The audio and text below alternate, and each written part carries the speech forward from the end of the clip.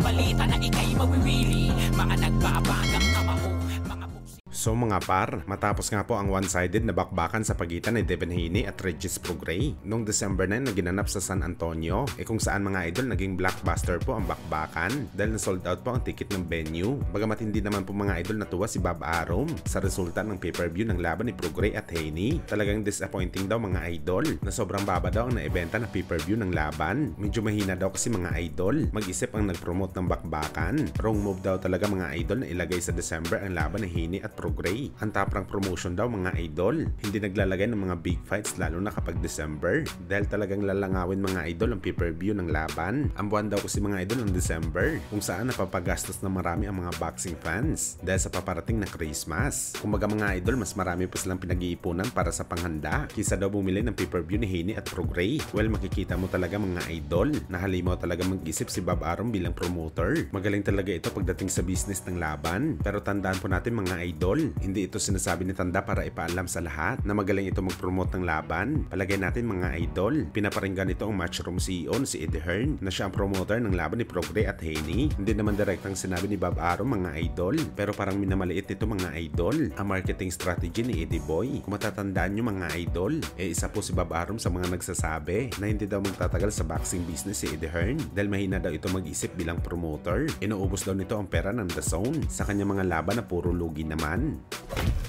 Sa kabilang banda naman mga idol, UFC champion na si George Masvidal. Sobrang nagalit pero bilib sa ating pambansang kamao Manny Pacquiao. Aniya mga idol, bata pa daw siya. Avid fan na talaga ito ni Miguel Cotto. Ang Puerto Rican fighter lang daw talaga mga idol. Ang tanging idol nito pagdating sa bakbakan sa boxing sports. Pero lahat daw ito mga idol nagbago dahil sa ginawa ni Manny Pacquiao sa kanyang idol. Ayon kay Masvidal, galit daw siya kay Pacman dahil winasak at tinalo niya ang kanyang idol sa bakbakan. Pero gayon pa man daw mga idol, sobrang hanga din ito sa Pinoy legend. Grabe daw ang bugbog na ginawa nito kay Miguel Cotto na sa mga panahon na yung kinatatakutan si Miguel Cotto sa kanilang dibisyon dahil nga sa mga laban nito na halos pulbusin niya din ang kanyang mga kalaban. Pero pagdating daw sa laban kay Pacman, iwasak daw talaga ang kanyang muka sa bakbakan na kahit sa panaginip hindi mo daw ma-imagine na mangyayari talaga ito kay Cotto sa bakbakan. I'm a huge fan of Cotto. I love this school. The way that he beat Cotto, I didn't think nobody would ever do it to him.